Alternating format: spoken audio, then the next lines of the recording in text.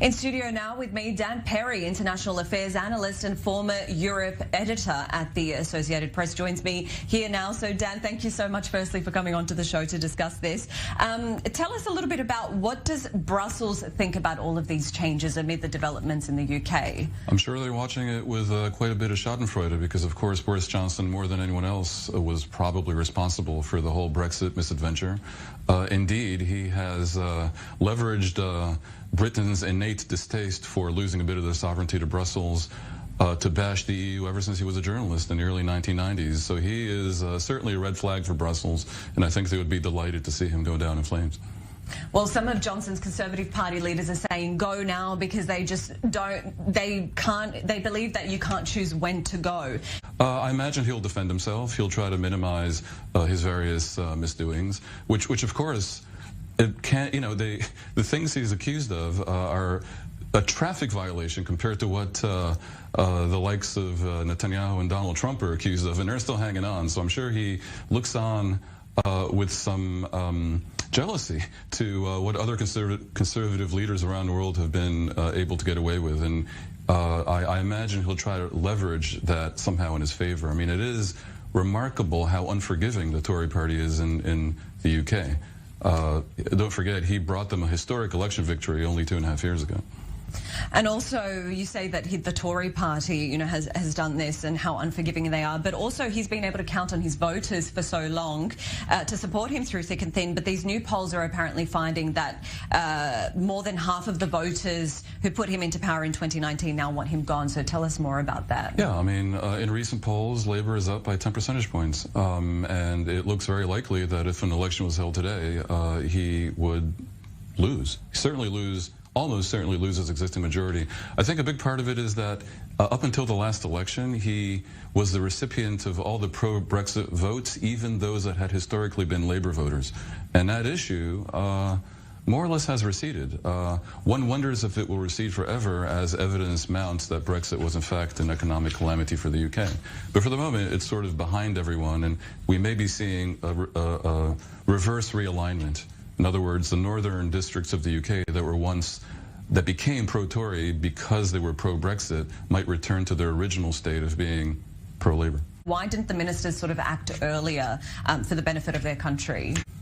He was popular up until quite recently. That was always what drove the support for Johnson within the Conservative Party in the UK, the idea that he can bring them to power after a period of some drifting and uncertainty and actual fears of a loss of power under Theresa May.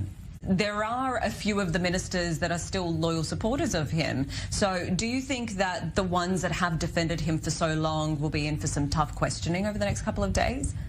Hard to say. They're dropping like flies. Don't forget the group that is loyal to Johnson has been diminishing by the day, and so I think by the end of it, certainly once he resigns, there will be no one clamoring for his return. It's a very, very different environment from what you have in Israel, with like true loyalists who will go down in flames with the leader who will, you know, let him sink the ship with them on board, still cheering him on. I think in the end, certainly if he resigns, and if he doesn't make noises about wanting to like somehow run again very soon, if he goes away gracefully, I think they'll thank him for his service and move on with their lives. And I doubt whether they're going to face personal consequences that attach to ultimately Johnson's own mendacity and misbehavior.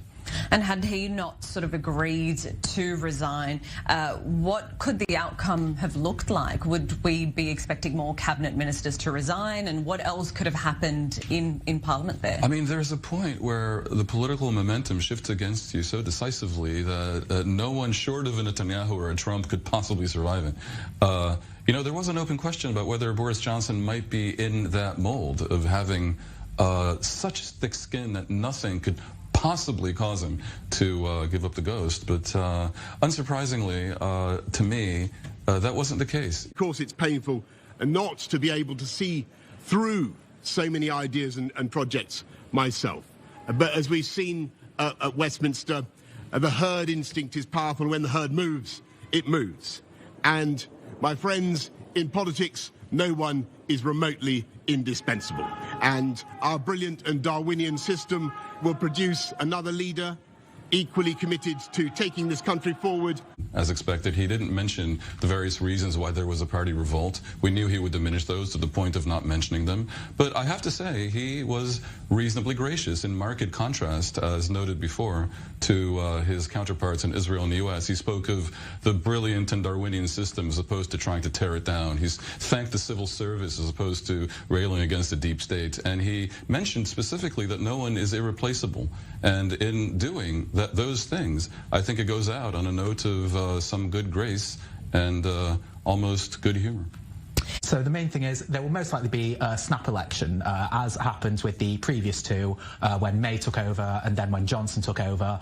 I agree that's a history, but I think you might see that the new leader of the Conservatives might try to do more of what Gordon Brown did about 14 years ago or 13 years ago in trying to hang on and exploiting his existing majority, because the Conservatives do have a majority that, if it stays together intact, can prevent a snap election. The reason why May and indeed Johnson were forced into a snap election was because of divisions over Brexit, where a good part of the Conservative faction in Parliament actually opposed the policies of the Prime Minister. Brexit being over with and done for the moment, that's not likely to happen. And I think the Conservatives, I agree with you, are looking at a wipeout, not just because of the bad karma around the current government, but also the sense that they've been in power for too long, sort of revisionist thinking about austerity, which was their main case for being in power a decade ago. And also, as the months go by, you're going to see more and more practical, objective, numerical bad news that relate to Brexit. You mentioned the zero growth expected in 2023. That's because of Brexit. There's going to be more and more reports that show that the GDP per capita in Britain and also overall in Britain has fallen by dramatic proportions, clearly because of the trade implications of Brexit. And that will hurt the Conservatives beyond a shadow of a doubt. So yeah, a large part of it is down to Brexit, but also a big part of it is because of Boris Johnson's mishandling of the COVID pandemic. Whoever is the next leader will have to try their best to build as many bridges back as possible, especially with our close neighbours in Europe. One more point, if I may. The case against the Conservatives, because of the reasons I mentioned and you mentioned, is so profound, and also the nature of political pendulums at this point is going to work against them so greatly that they may find themselves missing Johnson, who is one of the few leaders on the planet who has the ability to spin himself out of such situations. Again, we saw in recent history in Israel and in America two other such leaders for whom the rules of politics appear to not apply. And I believe it was David Cameron that said that of Johnson himself.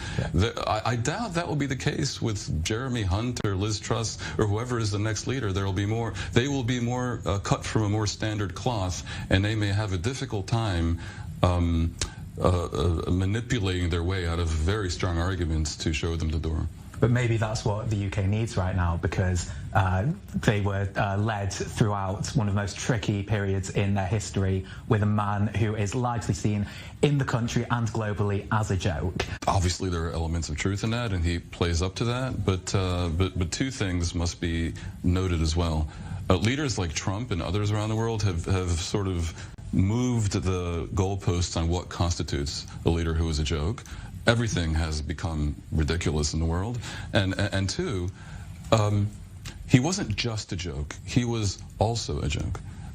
While being a joke in his own odd way, he's also a person of very high intelligence, considerable charisma, and the ability to be highly articulate. We saw that in his resignation speech. Not every politician who is a joke has those qualities as well.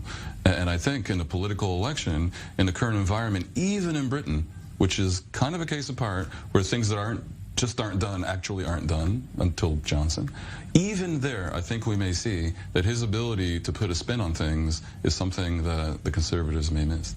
I feel that realistically, their best case would be not to go for somebody who's a bit more of a wild card, but I feel like they should play it safe, and I feel like that's what they will decide to do. Because it's been 3 years of Johnson, who is the exact opposite of May, who was for 3 years, she was a lot more vanilla, a bit more dull, a bit more of a safe option, and I feel like now they will revert back to a safe option. I would certainly agree that a logical party would choose a person who can, go toe-to-toe with Sir Keir on looking and being serious. On the other hand, that would be a logical party. We're talking here about the party that gave you Brexit. I cannot argue with that.